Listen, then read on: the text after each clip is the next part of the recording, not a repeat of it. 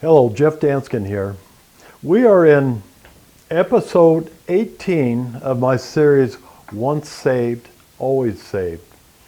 It is a debate that discusses the fact of, can we lose our salvation after we have truly accepted Jesus as our Lord and Savior?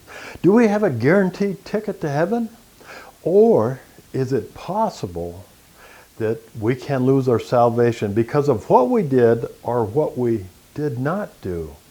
You know, for most of my life, I believed that there was no way we could lose our salvation. Why did I believe that? Because that's what I was taught in the church. Recently, I went to a church, and he said, this was about 3 years ago, not real recent, but it was what I would define as one of those feel-good churches. He said, people do not accept the hell, fire, and brimstone message anymore. That is not what fills the church. What people want to hear is all about God's love, grace, and mercy. Those are good messages, and messages that we should hear. But there's another side to God, and it's a side about His righteousness. I do not have any audience that I am accepting tithes for. I'm not accepting any money. But a pastor, he needs to fill the pews.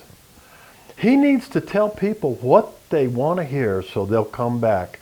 And it sounds awful good to have someone tell you that there is no consequences for your sin after you've become saved. They will tell you that we are saved by faith through grace, and that is a true statement. They will also tell you that we should not sin, that we should share the good news of the gospel. These statements are also true. What many churches neglect to say is that there are consequences for not doing things or for sinning after you become saved. That's what this whole series is about. Today, the message is titled, Many Will Be Surprised. This passage of Scripture is what caught my attention and what caused me to start really doing an in-depth search as to whether or not we can lose our salvation after we become saved. I hope you will enjoy this message. Like I say, it's the one that really hit home with me. We'll start out with Matthew. These are the words of Jesus, 7:21. Not everyone who says to me, Lord, Lord, will enter the kingdom of heaven, but he who does the will of my Father who is in heaven will enter. You know what? Jesus is talking about Christians. He's talking about Christians that believe they're going to heaven. And he's saying not all of them will. All right, so right there is a key point that says there's a lot that are going to be surprised. Now, why are they going to be surprised?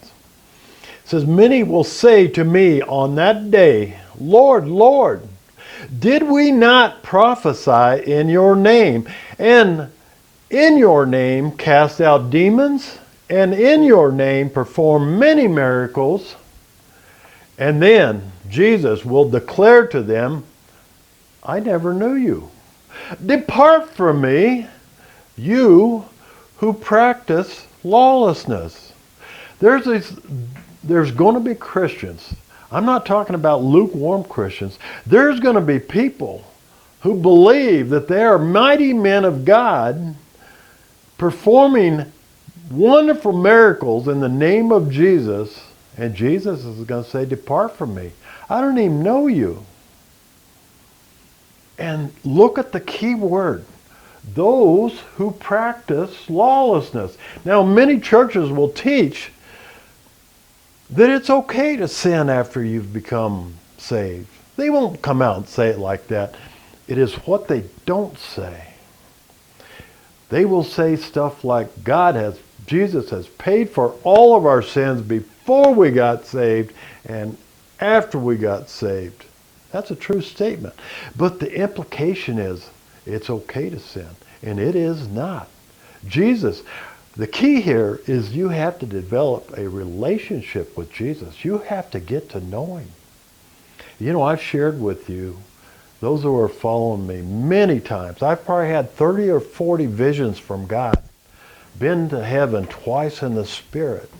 I have a relationship with Jesus. I haven't been going to church for almost 15 years. Just recently, within the last 6 months, I found a church that is preaching the good word, the gospel, a good message. He's trying to equip the saints to go out and share the word. So I began going to church again, and I love it. But it's so hard to find a good church who will preach the entire Word of God, not just the feel-good, loving God. Let's all sit around and sing, Jesus loves me, this I know, 'cause no, we got to grow up. We got to have some meat. Jesus develops us. He brings us along. Let's keep reading. Therefore, everyone who hears these words of mine and acts, remember, I'm capturing the action words. After we come saved, we have things to do, and acts on them may be compared to a wise man who built his house on a rock. And the rain fell, and the floods came, and the winds blew and slammed against that house, and yet it did not fall, for it had been founded on a rock. Who's our rock? Not Peter. The Catholics will say, Peter. It's not Peter. It's Jesus. Jesus is the rock.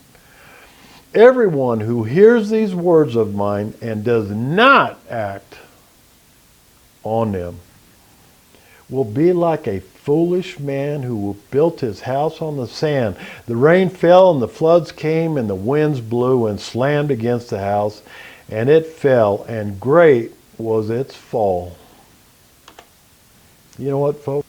Many people, many Christians are going to find out that they had something to do after becoming saved. That they were to pick up their cross, follow Jesus, develop a relationship with him, let Jesus put them through the trials, and then go out and share the good news of the gospel. That's what we're called to do. You can't sin. He says, depart from me, you who practice lawlessness. You might say, you know what? I would love to share the word. I'm just not good at it. I don't know how. You can start out by sharing some of these videos. It's as simple as subscribe to the channel and hit the share button. Send it to people that you know that claim to be a Christian, but they are not living for Christ. They are living a sinful life. You can't tell the difference between them and a non-Christian. Those are the people that need to hear this message. All right? That can be your way, the beginning of sharing the good news of the gospel. All right? I hope you enjoyed it. I'll see you next week. God bless.